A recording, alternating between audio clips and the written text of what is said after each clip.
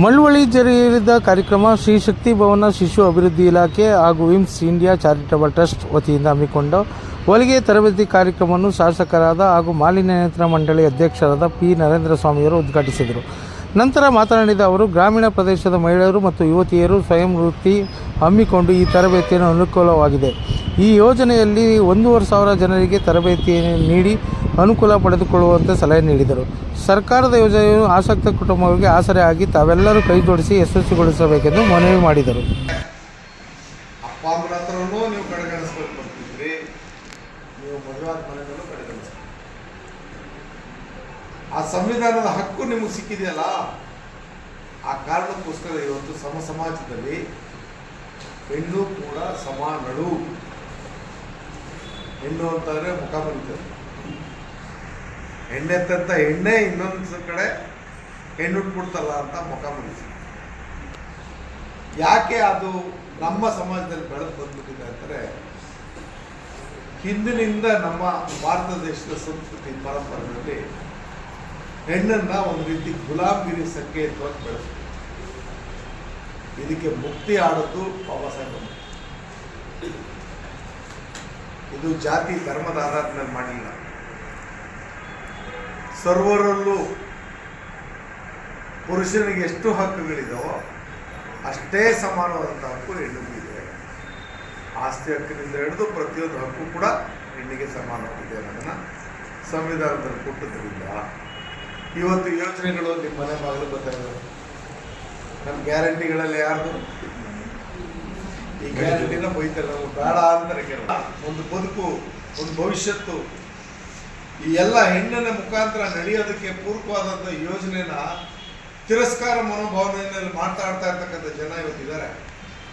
ಅವರು ರಾಜಕೀಯ ಪ್ರೇರಿತವಾದವರು ಅಥವಾ ಈ ಸಮಾಜದಲ್ಲಿ ಕಪಿಮುಷ್ಟಿಯಲ್ಲಿ ಎಲ್ಲ ಒಂದು ಹಿಂದಿನ ಒಂದು ಸಂಪ್ರದಾಯಗಳಲ್ಲಿ ಕಟ್ಟುಪಾಡಿಗೆ ಒಳಪಡಿಸಿ ಅದೇ ರೀತಿಯಲ್ಲಿ ಈ ಸಮಾಜ ಇರಬೇಕು ಅಂತ ಬಯಸ್ತಕ್ಕಂಥವನ್ನ ರೂಪಿಸ್ತಕ್ಕಂಥ ಯೋಜನೆ ಸಾಮರ್ಥ್ಯ ನಿಮಗೆ ಇವತ್ತು ತರಬೇತಿ ಮುಖಾಂತರ ಸ್ವಯಂ ವೃತ್ತಿಯನ್ನು ನೀವು ನಡೆಸೋದಕ್ಕೆ ಈ ತರಬೇತಿ ಅನುಕೂಲ ಆಗಿ, ತದನಂತರ ನೀವು ವೈಯಕ್ತಿಕವಾಗಿ ವೃತ್ತಿಯನ್ನು ಅವಲಂಬಿಸ್ತಿರೋ ಅಥವಾ ಯಾವುದಾದ್ರು ಸಂಸ್ಥೆಗಳಲ್ಲಿ ವೃತ್ತಿಯನ್ನು ಅವಲಂಬಿಸ್ತಿರೋ ಅದಕ್ಕೆ ಅನುಕೂಲ ಆಗ್ತಕ್ಕಂಥ ಒಂದು ತರಬೇತಿ. ಈ ತರಬೇತಿಯನ್ನು ವಿಮ್ಸ್ ಇಂಡಿಯಾ ಚಾರಿಟಬಲ್ ಟ್ರಸ್ಟು ಹಾಗೂ ಒಂದು ಟ್ರೈನಿಂಗ್ ಸೆಂಟರ್ ಸಮರ್ಥ ಇವರ ಜವಾಬ್ದಾರಿಯಲ್ಲಿ ಈ ಒಂದು ತರಬೇತಿ ನೀಡಿದ್ದಾರೆ. ಸುಮಾರು 1,500 ಜನಕ್ಕೆ ಈ ಒಂದು ತರಬೇತಿಯನ್ನು ಕೊಡುವಂಥದ್ದು. ನೀವು ಈ ವಿಚಾರವನ್ನು ಹೆಚ್ಚಿನ ರೀತಿಯಲ್ಲಿ ಅವಶ್ಯಕತೆ ಇರತಕ್ಕಂಥ ಹೆಣ್ಣು ಮಕ್ಕಳಿಗೆ ಇದನ್ನು ಪ್ರಚಾರ ಮಾಡ್ತಕ್ಕಂಥ ಕೆಲಸವನ್ನು ನೀವು ಮಾಡಬೇಕು.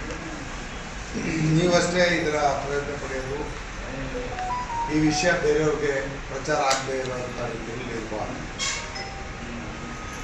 ಸರ್ಕಾರದ ಈ ಯೋಜನೆ ಅಶಕ್ತ ಕುಟುಂಬದ ಒಂದು ಆಸರೆಯಾಗಿ ನಿಲ್ಲಲಿಕ್ಕೆ, ಆ ಮನೆಯ ಹೆಣ್ಣು ಮಗಳಿಗೂ ಕೂಡ ಶಕ್ತಿಯನ್ನು ತುಂಬತಕ್ಕಂಥ ಒಂದು ತರಬೇತಿ. ಈಗ ನಮ್ಮ ಸರ್ಕಾರ ಈಗ ಬರೀ ಹೆಣ್ಮಕ್ಳನ್ನೇ ಕೇಂದ್ರೀಕರಿಸಿ ಯೋಜನೆಗಳನ್ನ ಮಾಡ್ತಾರೆ. ಶಕ್ತಿ ಯಾರಿಗೆ?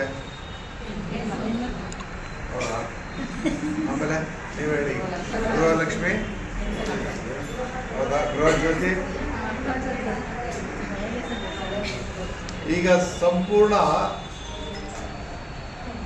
ಸಂಸಾರದ ಜವಾಬ್ದಾರಿ ಮತ್ತು ಜೀವನದ ಜವಾಬ್ದಾರಿ ಮತ್ತು ಸಮಾಜದ ಜವಾಬ್ದಾರಿ ಹೆಣ್ಣುಮಕ್ಕಳ ಮೇಲೆ ಅವಲಂಬಿತ ಆಗ್ತಾ ಇರ್ತಕ್ಕಂಥ ದಿನ. ಸಬ್ಸ್ಕ್ರೈಬ್ ಬಟನ್ ಮೇಲೆ ಕ್ಲಿಕ್ ಮಾಡಿ ಹಾಗೂ ನಮ್ಮ ಹೊಸ ವಿಡಿಯೋಸ್ ಅಪ್ಲೋಡ್ಗೋಸ್ಕರ ಪಕ್ಕದಲ್ಲಿ ಕಾಣುವ ಬೆಲ್ ಬಟನ್ ನಮ್ಮೆಲ್ಲ ವಿಡಿಯೋಗಳನ್ನ ಲೈಕ್ ಮಾಡಿ, ಶೇರ್ ಮಾಡಿ ಹಾಗೂ ಕಮೆಂಟ್ ಮಾಡಿ.